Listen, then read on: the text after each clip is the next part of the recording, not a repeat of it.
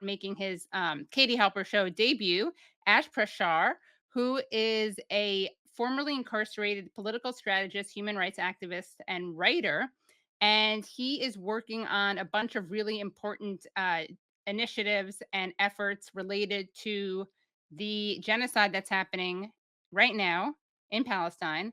And he's worked with politicians of various parties, but he's calling them all out right now for their complicity in genocide. So welcome, Ash. How are you? Hi, great to be on. Thank you for having me. Thank you. And I hear you have a hype man, a little a Yeah, he's running out the cheerleader. door as we speak. Okay, yeah. Let's start off with a really important and interesting campaign that you've been working on called No Tax for Genocide. So please tell people about this.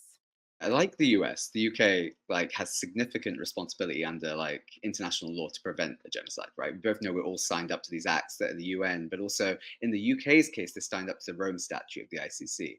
So they are under real orders effectively by laws they've passed to actually prevent what's going on in Palestine right now. And they, like the US, have provided cover for Israel. They've continued to provide material support. And until the beginning of the year, everyone here was protesting. There was direct action, of course. Some of the biggest direct action that's been happening in our collective movement has been in the UK. You've seen all the weapons factories shut down, the LB ones in the UK. But people are frustrated, right? What more can they do? So we discovered using international law, but also UK law that they've actually enshrined, that you can legally withhold your tax in the United Kingdom if they are committing or aiding and abetting in war crimes or crimes against humanity, one of which is genocide. So one of those laws happened to be the ICC Act itself, which says that you cannot aid and abet a war crime, you cannot aid and abet genocide or ethnic cleansing. And the second act that makes the connection to tax is the Terrorism Act, because the Terrorism Act isn't just like what we assume as terrorists, a single act of blows up a bus or whatever. Terrorism is also a state, an organization, something like that, that can actually be complicit in those war crimes. So in this case, Israel. So, and whatever the interesting thing about tax, as you know, groups can be funded. Let's say the US's favorite example is Middle East organizations funded by Iran. They keep mentioning how they're backed by Iran, that Iran does this, Iran funds this, Hezbollah, whatever, right?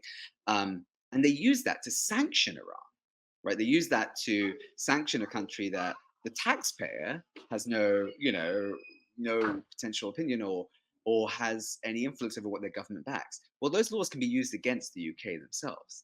So the UK taxpayer is now currently complicit in aiding and abetting a genocide. And actually, because of these two acts, they don't have to aid and abet in a genocide. In fact, they can actually hold their government to account.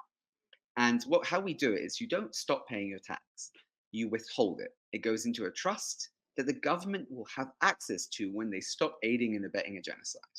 So you're actually still contributing. It's in a trust that the government will have access to, but they will need to prove to citizens that they are no longer aiding, abetting, supporting, or being complicit in this genocidal action. So what do people who want to participate in this in the UK do? And then tell us the relevance of this for the American audience. What the UK do, I mean, a lot of people right now just have to sign up. There's a website for notaxforgenocide.co, and they just sign up right there. And what they do at that point is just say they're interested in doing this. And the easiest people who can sign up are freelancers, of course, because you have to file your own taxes. Independent contractors, small businesses. You're in control of your relationship with government. The complicated relationship where we need to support people is people who are payee, which is effectively your employer, takes your tax out and submits it to the government, right? There is a complicated relationship there about you having to inform your employer you don't want to pay tax, and we will help people through that. And the reason this is important for people in the US, and I know the laws don't apply directly over here, right? But we're at that point where the more alienated we can make the United States and Israel, the more alone they can feel on the global stage. It's really important. Right now, when you hear people like Kirby and Matt Miller and even President Biden and Vice President Kamala Harris say that the international coalition there to support Israel. Well, let's just be real. It's the US, Australia, and a handful of countries in Europe. It's not an international coalition. As we chip them away, the US is alone in this support. As Kamala Harris said at the convention, they will support them no whatever, come hell or high water, they will support them, right? So the more we can make them feel alone, and politically and militarily, the more powerful any resistance to this action against Palestinians is, right? So if Britain pulls out, maybe ports shut down. It's already happening in Southern Europe, right? Italians won't dock. The unions are leading that, not the government. Spain won't dock. The government is actually saying they will not dock Israeli ships, right? And then you see what's happening with Yemen in the Red Sea. So you're already seeing that what impact that's having on the Israeli economy. Now, the two big allies to the United States and Israel are Germany and the UK. And if we can cut them off, because these laws also apparently apply in Germany too, right? If we can do this there as well, right, it leaves the US alone on an island. And maybe they want that, and that's fine. But the reality is, diplomatically, we will have no say. We'll never be able to mobilize people like you behind the Ukraine in the future or any other action we want in the world because we're alone participating, aiding, and abetting in this genocide. As we've pointed out several times on this show and others have, this is actually the United States is violating the Leahy law, which says Hmm. that you cannot give material support Hmm. to governments that are violating human rights. Yep. Obviously, we Yes. violate the Leahy law constantly. Well, I have a thing. I think the US is effectively trying to trial a new run of international law. I reckon they are currently ripping up every norm we have, every law we have, and seeing what we're willing to accept. I mean, that's where we're at with this right now. We're in a place where I think they're trying to rewrite law and the societal norms right now in front of us. And it's up to us to resist in every way possible to stop that happening, right? While I don't agree, while I don't believe these international laws written after World War II, the majority of them were written for the global South or written for, frankly, the citizen. They were written for the powerful governments that won that war to protect, to make sure nothing ever happened that they couldn't control.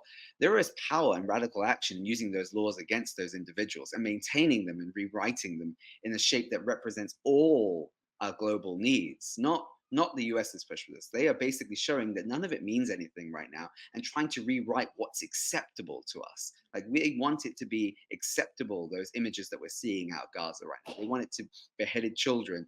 They want to say that this is all in the name of self-defense, and whatever language they use to justify it is normal. And the reality is, like, we need to resist our governments more here because look, I truly believe like what the people who are going to protect Palestinians on the ground is the resistance. Like, and that's whether it be Hamas, Hezbollah, all the rest of the groups that do that, they will protect Palestinians in the end.